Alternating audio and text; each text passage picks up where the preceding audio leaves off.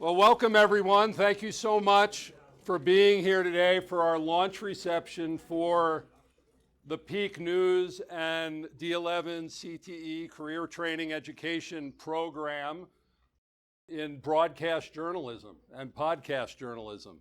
And this partnership that we formed with D11 is just so exciting to us. And, you know, for those who have known me quite a long time, I see some faces here that met us right when we got to town 7 years ago. And I just have to say, you know, what a long, strange trip it's been to get here. You know, when we first arrived in 2018, I knew that we were supposed to be here, feel that God called us here, but you know, what do you do when you come to a new town, right? How do you figure it out? Especially those of you who've been in Colorado Springs a long time, you know it's not the easiest place to establish things, and yet we just kept looking.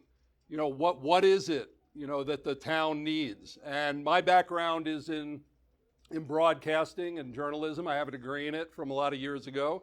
But, you know, started out with political stuff and the voter guide and other projects and just trying to find my way. But eventually, with the church voter guide that we do, I started doing radio and started going on the radio around here and remembered how much I loved it. And then ended up a couple years later at Salem and really loved it. Since I, you know, moved there, did hundreds of shows there for them. And live radio is amazing.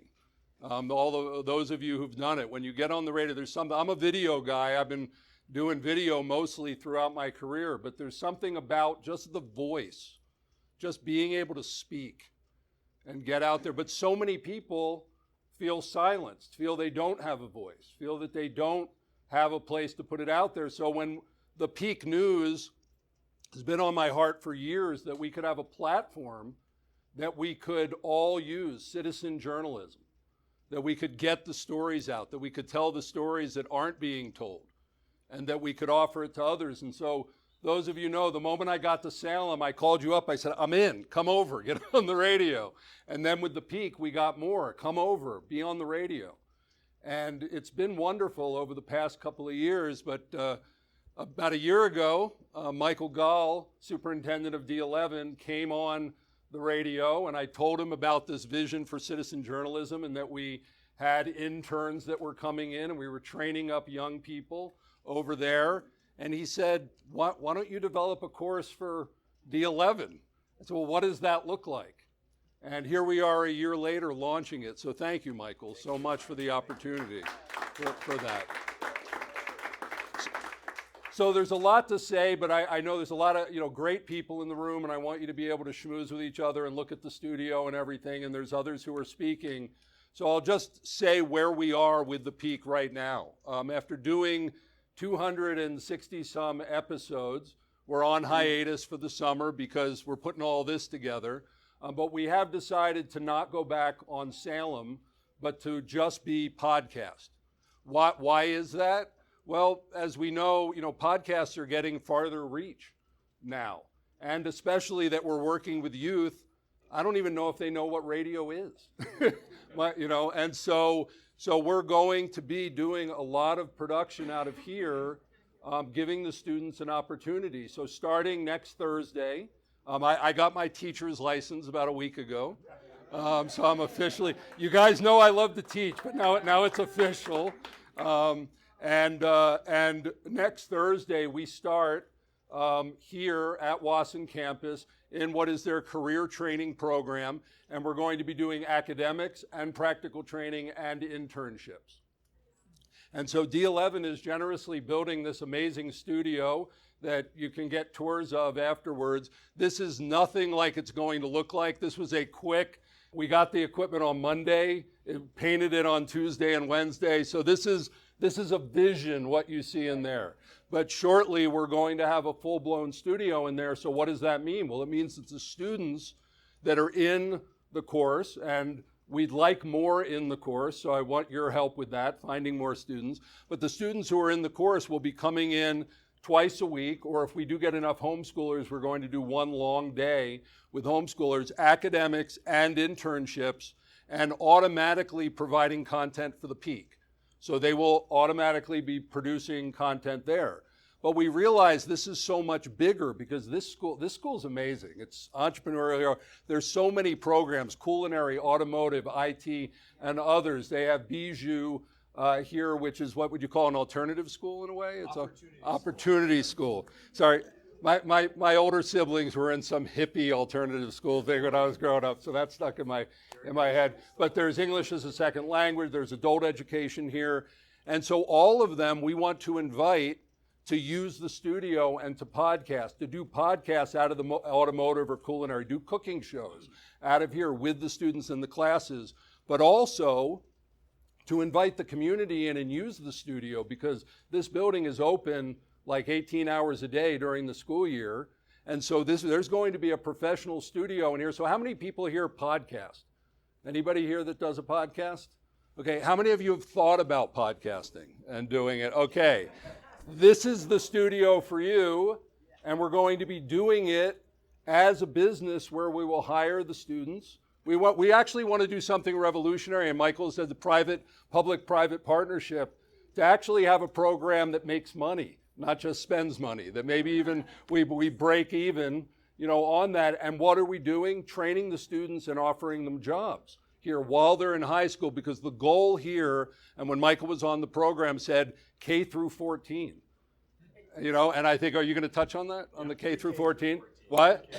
Pre-K through 14. What that means to give them the opportunity, and I'll have some closing remarks and invite you to get more involved.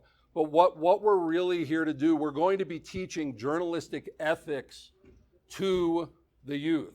I say journalistic ethics, people say, is that a thing? Yeah, it's supposed to be. And so we're going to get to teach them ethics and practical training with audio and video equipment, and then putting them out there to serve our community and tell stories in our community. So I'm super excited about this. Thanks to all of you who have been helping, praying, those of you who've donated to this, basically that you've got me here today. And just like I always say, come, let's do this together. We have youth that don't have a voice. We have youth that are lost. This is a great opportunity to mentor them and say, not only is your voice important, we want you to tell stories for our whole region. And what will that do to the heart of this generation? Well, I'm really looking forward to that. So thank you again for being here. Thank you for supporting us through the years. Now I'd like to bring up Michael Gaal, Superintendent of D11. Great. Thanks, Chaim. Thank you. Good to see you. Woo. Chaim laid the vision out, but to give a broader vision of what we're seeking to do in District 11 is we want to bring the learning to life for students. Nobody should be measured by the rest of their life by the grade that they get on a worksheet or on a state level assessment. Children need hands-on skills training. We have the beginnings of an incredible media studio there. Thank you to Duane. Roberson is here, and his team. Melissa's here. Anybody else from your team? Do I not see? Thank you one more time. Lynette. And they have literally cobbled together equipment that was just in this serendipitous way magically available at the time that Chaim has bounced his way to this exact spot for us to put this program together. Wasson is the type of campus where we give kids this chance to do it differently. And I appreciated Chaim using the word alternative education campus. It's an opportunity. We have to stop thinking just because the comprehensive experience that most of us went through doesn't work for today's kid. That doesn't mean they need an alternative solution. They just need a different opportunity. And if you think about our graduate profile, I'll just highlight on the two that are important to me today. Communications. First of all, how many kids spend most of their day like this? Well, thank you to the Board of Education. Parth is here and Sanders here. We took care of that. No more cell phones, right? Teach kids how to communicate, and then more critically, to be a critical thinker. We all have very strong opinions, and I appreciated somebody raised their hand for a podcast. You better be really careful about your opinion when you actually put it on a podcast and it exists forever. You got to make sure you understand both sides of the argument. I love when kids challenge the decisions that the district make, as long as they think it through. When they don't think it through, they don't survive first contact in a meeting with me or my staff. Because we say to them, hey, our goal is to make sure that you have these opportunities. We're not really against you, we're for you. So this is a great example of, if you build it, they will come. I know that Duane and his team will find ways. We'll change it. We don't get enrolled for the first semester. We'll adapt and we'll overcome. We know that our children need a place to be creative, to think out loud in a risk-free space that might actually be informative for our city. I don't know of anybody else who's actually asking the youth, what do you need in our city? Right? We have challenges in our city. Every city has challenges. We're the type of school district that wants to bring our kids into the space to be those critical thinkers and those problem solvers. Welcome to Wasson. Thank you for being here and for your upfront support for what Chaim has been visioning for some time. And I think it's laid itself out here conveniently at a great time for us in District 11, that our students will continue to thrive and be a part of the city that we all love and endear so much. Thank you so much for being here. You made up time Great, for me. awesome. Thank you. Okay. Parth, Melpakam. Hi. D11 School Board President, Parth Melpakam.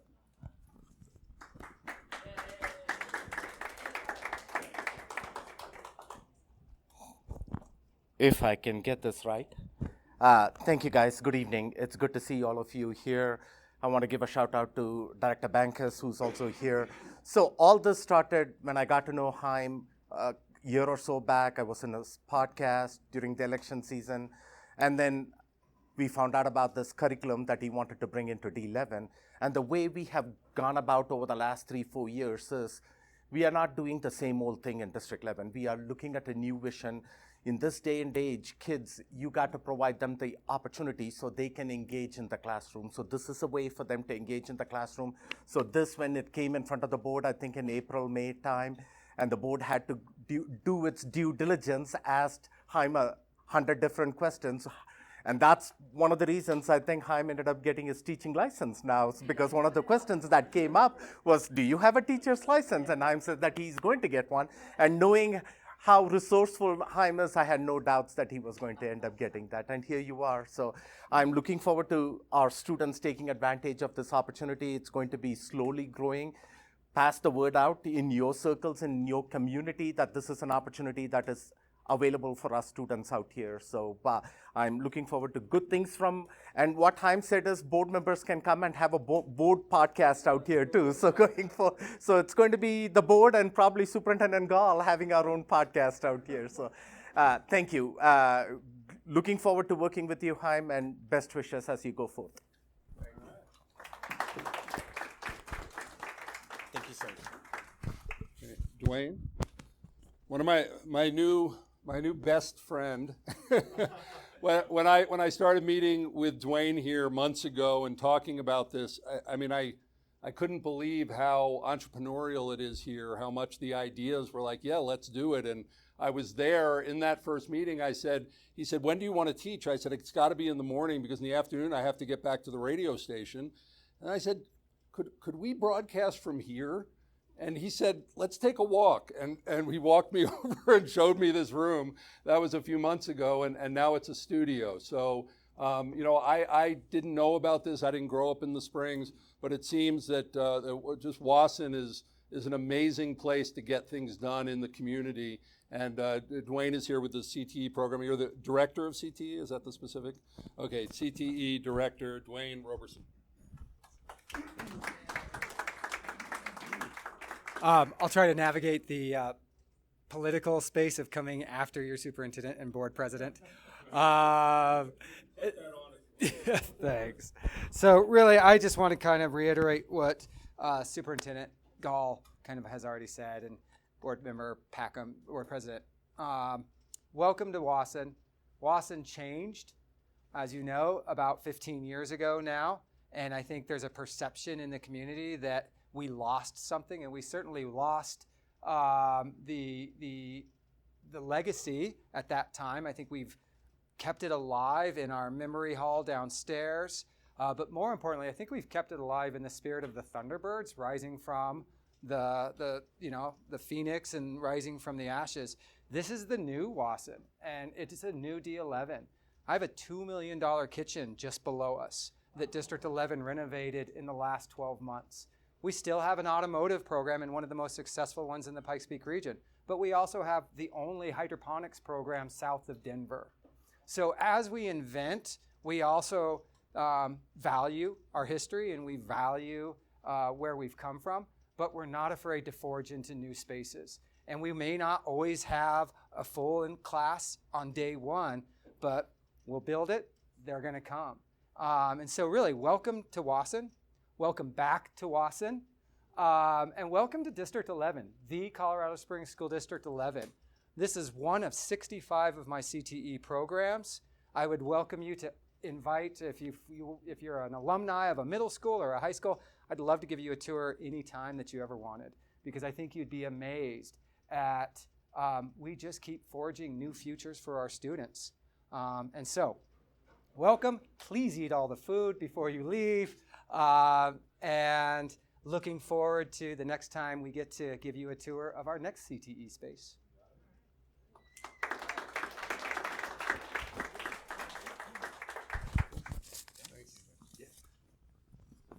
How many people here are either currently or formerly elected officials?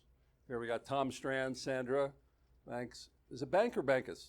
Bankus. Who else? Who's here? Bill Cadman. And John, you're coming up now. John is our, who else? And we got Parth back there, yes. And Tom Bailey, here, City Council. So thank you all for being here. Thank you for your service.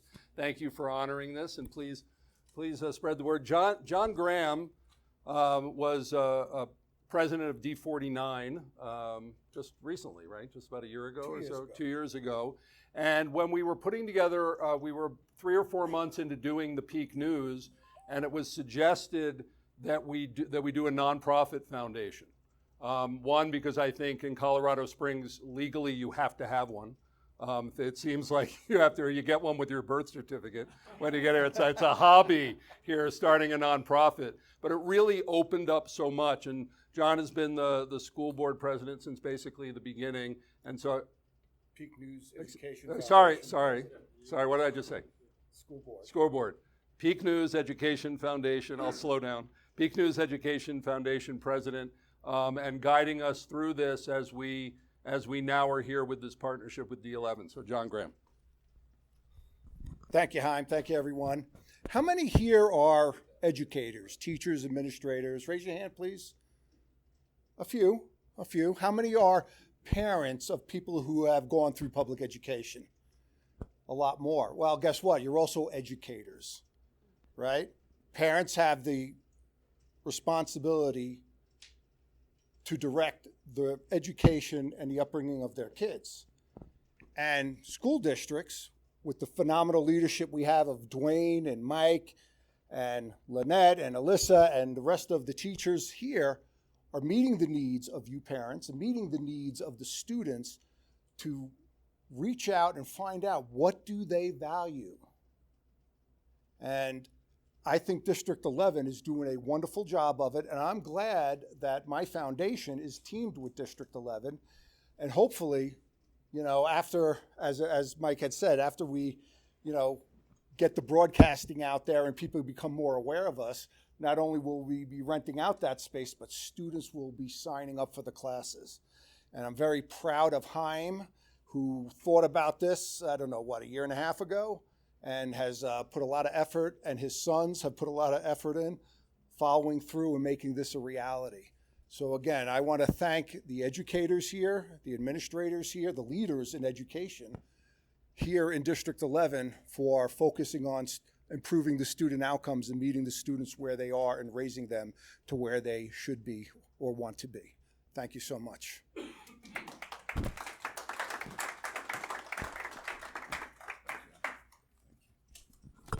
Jordan? No. So had a vision when we started the Peak News of doing investigative journalism, but started out by doing an interview show because those are easier to do. Investigative journalism is tough. But a few months in, I met Jordan Baldwin from First Amendment Media, and he's a self-taught citizen journalist going out and covering a lot, putting it up on the web. And I said, let's work together, because he was already hitting the streets. And so Jordan has become my right-hand man on the investigative journalism side. I think there's 5 of him. When he keeps telling me I was here, he was there, he was up in Denver, he's down here. But he also started working with our citizen journalists, adults, and our interns. And so I wanted him to just speak for a moment, because he has started to pioneer what this looks like, training up, average citizens, although nobody's average, everybody has a story. But, we've given over media to paid professional people who turn out a lot of times to be paid professional liars. And I'd rather have my neighbors who care about our community finding out what's going on and talking. So Jordan is really helping with this again, and especially with the youth. So Jordan Baldwin, First Amendment Media and the Peak News. So again, my name is Jordan Baldwin, and I'm with First Amendment Media and the Peak News. And I just want to thank Chaim and D11 for this great opportunity for the community. I am all self-taught. I did not go to school, and I do not have an official media education. But I got out there and I started caring about my community and what was going on. And what I found is there's a major lack in coverage of many issues in the area. So that inspired me to become a journalist and teach myself. And then I ran into Chaim, and he said, hey, I got a platform. Would you like to use it? And then a partnership and relationship flourished to where I was helping him co-host his program, reporting live on his show, live reports that the mainstream media was not covering. And it was a great opportunity, and I'm just very thankful for that, because what it did for me was it helped launch my career. It helped launch what I was doing independently, and also it helped me develop into a much bigger, greater career that I can use on my resume. And that's what I think is so important about this program, is that this is an opportunity that D11 is providing for kids and, the extra education ages that maybe they don't have an opportunity somewhere else, or maybe they don't flourish somewhere else. And one thing I've been privileged to be able to see is kids flourish in our program. Kids coming through the radio station that are doing tech work. I've had the opportunity to train some of the student intern journalists, and it's just been a real blessing to see them flourish and to see them get that experience, that real world, real life experience under their belt, and know that they have this as an option. So I'd like to thank everybody for coming, and thank Chaim, and thank D11.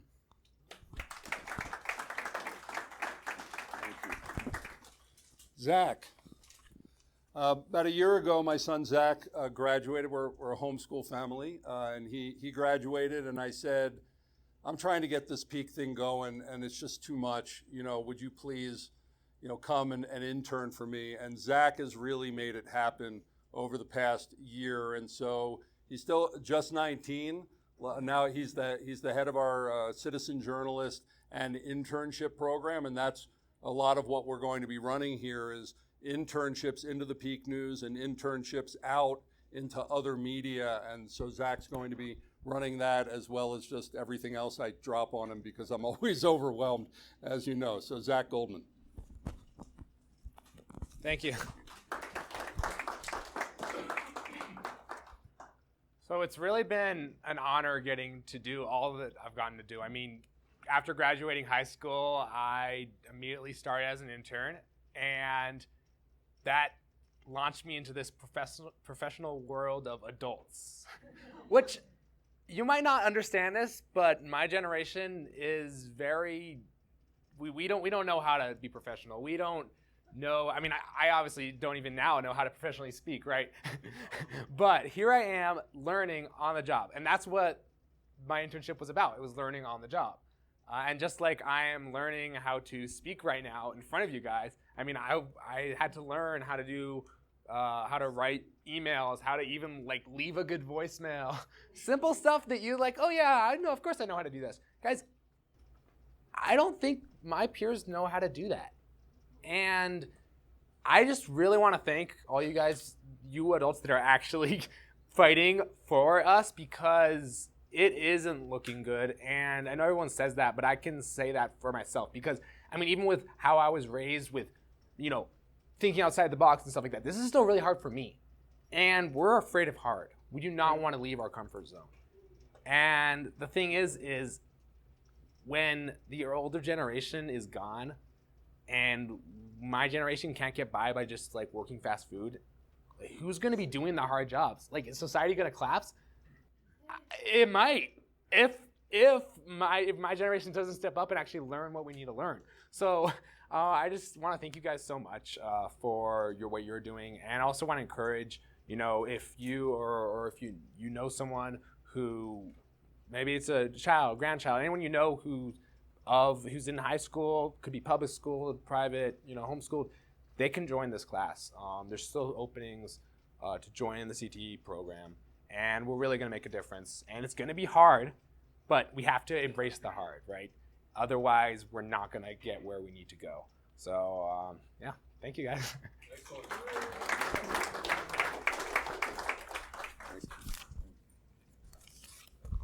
And Sean? Hey, I just want to say hey to Sean here. Sean is one of our interns. He's been interning at the station. Well, I'm just introducing you. I'm not going to have you speak. That's right. I can't have everybody come up, but I am honoring you. Okay, come here. Hey. So, Sean is signed up. He's the first student to sign up for the course, and so what he's going to be doing, because this is really a build out that we're doing here, is he's going to get to see a business being, you know, built, an organization being built with the studio and everything, and that's real life. I have a degree in broadcasting and film, you know, from Boston University. I learned a lot there, but you learn things when you do it. And especially in this field, people that work in it. And our very first intern, James Fiddler, was hired by Salem 6 months in at the age of 20. You really need to get in the doors of broadcasters, you need internships in this. Plus, when they hire people, they want to know that they can do it, because in school, you don't have the kind of hard deadlines that, like 1 minute to air. You know, that's a hard deadline that you have to sit down and you have to start talking or get in front of the camera. And so we're looking for this to be so much bigger. Salem is still involved, and we're going to have internships there as well as other places. Wayne Lageson over here from the Gazette, head of the editorial department at the Gazette. Talk to him about if our students want to do placement into print journalism. Is that still a thing? Print journalism? Is it still around? Is it still here? It's hanging on? Hanging on? Okay. Even Wayne's blogging now, right? Doing podcasts. So we want to have a partnership with every broadcaster, every news organization, even just production houses, so that we can get them out into the community and contacts. Zach, who's been booking guests for the past year on the Peak, has I'll use the term Rolodex. He obviously doesn't have a Rolodex. He has a contact list on his phone that you would envy. When you book a radio show, when you do this, you meet a lot of people. And so it's not just about the experience, but when you go to get a job, now you know people who work in the industry. That's a way to get hired, isn't it, Wayne? Because we want to know people before we bring them in. So just in conclusion, a couple of final things, how you can get involved, things that you can do. First of all, and can I have a family? Are they back there? To come up and hand these out. This is a double-sided, I'll hold on to one. This is actually the flyer for the broadcast journalism course here. So if you know any students going into 11th or 12th grade, have them come here. There will be opportunities again for like citizen journalists, so that they don't have to be in the program completely, but they're here at Wasson. and they're in the culinary school, and we want to do a podcast from the culinary school. So we will have a mini course like we do for our citizen journalists to credential them, to allow them to use the studio, and they can start podcasting out of here, either officially with the school or potentially with doing their own podcast, doing their own private podcast through the studio. You being citizen journalists, we want everybody to tell stories. We think that's the best way to do it. Broad base it. Have our neighbors, we're all neighbors, telling local stories. So if you're interested in going through the citizen journalist program, being involved with this, please talk to me about that because we want everybody involved with this. Podcast, as we said, if you've been thinking about doing a podcast, talk to me because very soon, once the studio's done, we want it working all the time and to bring people in doing podcasts. John reminded me he was going to mention it, but we're transitioning from our original board to a different board because what we do with our nonprofit has changed. So if you like what we're doing and might want to consider sitting on the Educational Foundation board for us, please talk to me about that. Of course, as we get back on the air, hopefully beginning of September, not on the air, but on the podcast with the Peak News, to watch it, share it, say the quiet stuff out loud, tell people about it, and help our podcast become very big in the region because we do say the quiet stuff out loud. We are reporting on stories that nobody else is, and we have the freedom to do that. And we're going to be working it out of here where it's not D11. We're in partnership. We're going to be doing the Peak from here, like you can do your podcast from here, but we're allowing the students actually, they get an automatic internship just from being in the course. So they want to tell a story, they're interested in something, might be hard news, might be feature. We're going to work with them to go out. And something we found, Jordan did, people that won't talk to adult reporters talk to youth. So we're expecting the youth to be able to dig up stuff that the rest of us can't. And then of course, because we are an educational foundation, nonprofit, and I'm the executive director, I have to say we would appreciate your financial support of the foundation. There's more information on our website. You can give. What we're doing as part of the partnership, and D11 has been amazing with the resources, the facilities. We're focused on the mentoring and the interning and really working with them. It hit me a couple of weeks ago above, teaching people how to tell good stories, teaching ethics, teaching them how to have a career in media, giving them their break. We're mentoring them. And we need them, especially the young men. The young men in our society are growing up in a hard way, a lot of them without fathers, and they're even in good families because so many people are deployed in our area. So they might be from great household, but their father is on base or he's deployed. We can really step in and give both these young men and women a place. And again, as I said, not only do we care about your voice, but we want you to actually tell the stories in our region. And think what that will do to their heart and their spirit on that. And so one of the things that we want to do and invite you to do is because obviously there are costs involved in doing these other podcasts with the students. And so we would like people to sponsor podcasts, maybe as a group and say find 5 or bring them, because we will actually end up paying the students. We're going to hire the students here and we're going to run an operation here as a business and paying for the space from D11 and all of that, is to have people give us money and say, I want to fund X number of podcasts so these students can come in. And we'll be very creative with you, how you want to do it. Maybe it's topics you're looking for. So we can say to these students, if you have a really good idea and you're willing to put in the work and you do it on a regular basis, we have the funds, not just the facilities, but the funds so that we can have the people produce it. And as everybody knows, it's not just about creating the content, but distributing and marketing the content. And so we're going to have that whole engine in place for you as a private citizen, for the students, to have a platform where these videos, these audios will get watched and listened to, which is important. And my vision is that in a very short period of time, we the people are going to take back the media here, Can I get an amen on that or an applause on that? Because it's our town. We know the region better.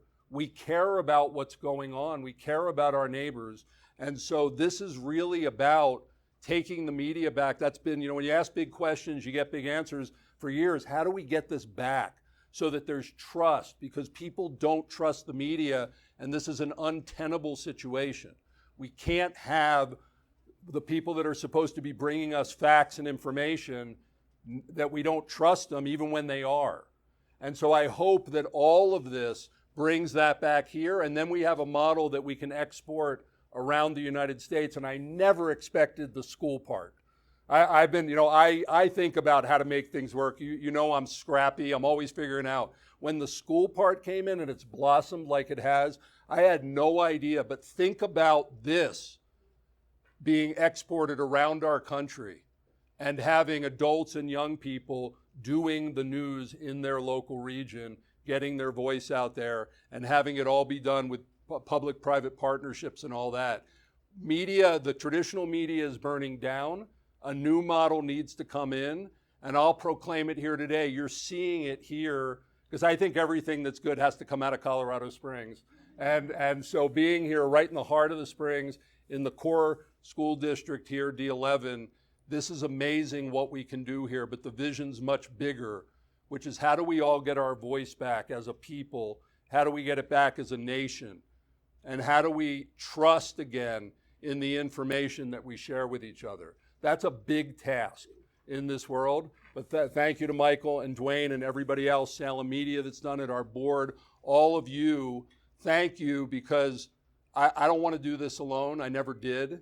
And thank you for being on my side. And as I finish, I'd like to ask my family to come up. They're all here. Come on up, Goldmans. You zoom out, Ellie. I think I have about 18 children. No, it feels like that. I have 6 children, 1 and a grandchild. My oldest is not here. He lives in Kansas. But this is, you guys all know dealing with me, I'm a little hard to handle. I'm a little tough. They have to do it every day. And they traveled the country with me. My son Ellie, second son, the oldest at home. They traveled with me around the country. We lived in Israel. Most of them were born. Everybody but Kalev was born in Israel. So I've dragged them all over the place. And thankfully, we stay faithful to the end, and we're seeing the fruit of this labor. We came here 7 years ago, and I had this, crazy concepts, but they're coming together. But this is my virtuous woman, Kim, my Proverbs 31 woman, who's just inspires me. The whole family inspires me. But we Goldmans are committed to be here in this community and make a difference. And so with all of you here, it looks like we have. And we're just getting started. So thank you, everybody, for this journey. It has been a long, strange trip, but again, it's just getting started. And I hope that all of us will work together on this. Yolanda's here, Melanie, citizen journalists who've been here, all of us. Please come find your place in the peak. And this sheet that I gave you, this is the flyer for the citizen journalism course. And on the website, how to register for the course and how to donate. Here is the Code of Ethics for Journalists from the Society for Professional Journalists. So you can see what we're supposed to be doing. This is the core of the course. This is the core of what we're teaching. So the fact that we're teaching ethics in the public school system, to me, is astounding. And this is going to be wonderful, especially for those youth that maybe don't have this at home. They have no background, maybe no religious upbringing. They have nothing that's absolute, but ethics are what we're supposed to have throughout life. And I figure if we can train everybody in the district, even in a small way, to research, to know how to research, to think critically, and to communicate ethically and effectively, these are tools that everyone needs in every part of life, in every career. And so I'm really honored to be able to do this. So thank you, everybody. We'll be here. We'll give some, the new studio is going in. Again, it's mocked up. We'll show you that. The classroom back there is filled with other equipment. But that's going to be back in the corner. 262 is the classroom that we're looking to turn into a really cool newsroom for the students. So they come in and are in an active newsroom. So that's I think I've covered anything. Hey, I'm James Fiddler. I'm one of the interns here at the Peak News. And the Peak and the Peak Educational Foundation have just been so valuable to me. Throughout these past 6 months, I've been able to come in and I've learned how to edit. I've learned how to run the board. I've learned how to run shows. And really, I've learned how radio works. Throughout these past 6 months, I've worked with some really great people who have influenced me in a really good way. I've really grown as a person. And not only that, within 6 months, I'm 20 years old and I'm already employed at one of the biggest radio stations in the United States. And yeah, the Peak Educational Foundation is invaluable. Not only will it further you in media, whether you're starting out or you've already been in media for a little while, but it furthers you as a person. You grow and you learn, and it's really wonderful. I highly suggest becoming an intern and joining us here through the Peak Educational Foundation.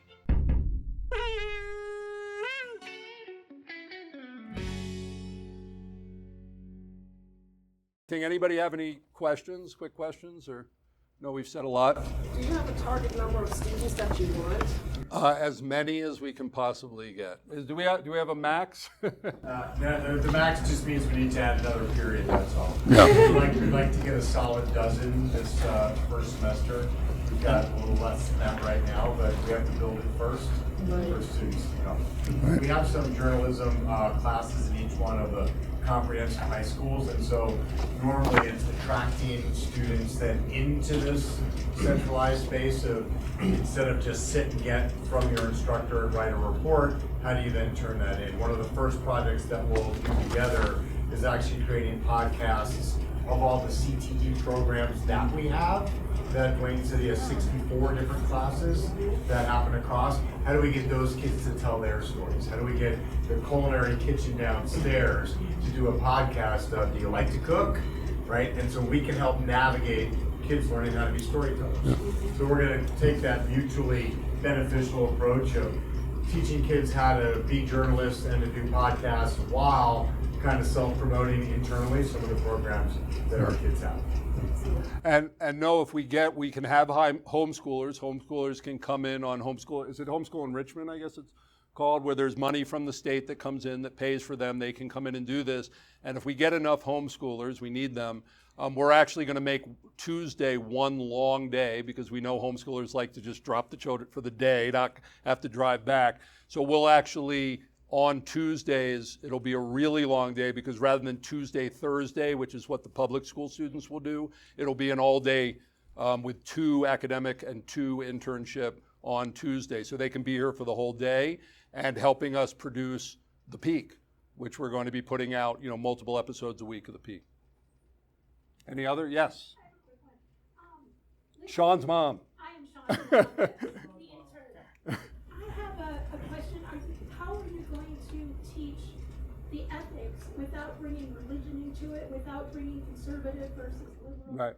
That's a very good question. And there actually was a concern by board members. I was working at Salem, obviously. I have my own, opinion and stuff, by being a journalist.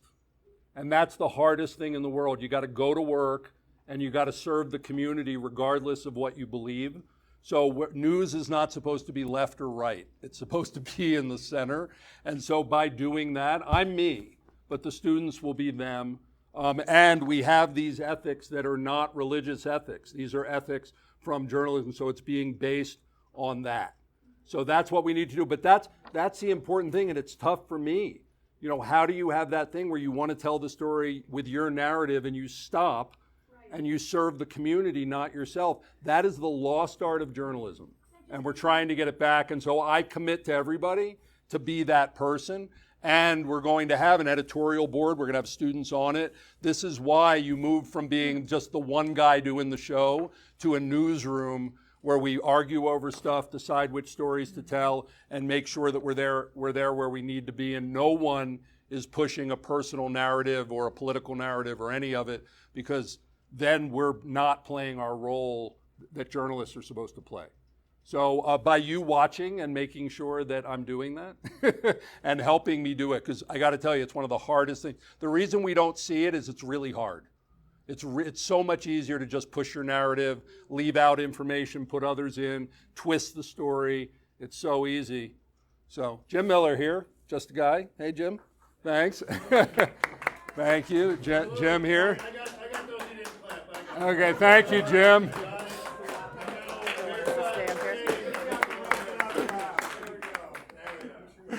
Yes, Doug. I only asked because I didn't hear anything about it, but I assume there's no out-of-pocket cost to the student. They just have to be able to get here. That's right. Yep. This is a class that we offer. I think it's worth telling people because I just didn't hear it all day. Okay. Thank you. Thank you. Yes. Paid for by your property tax dollars. Yep.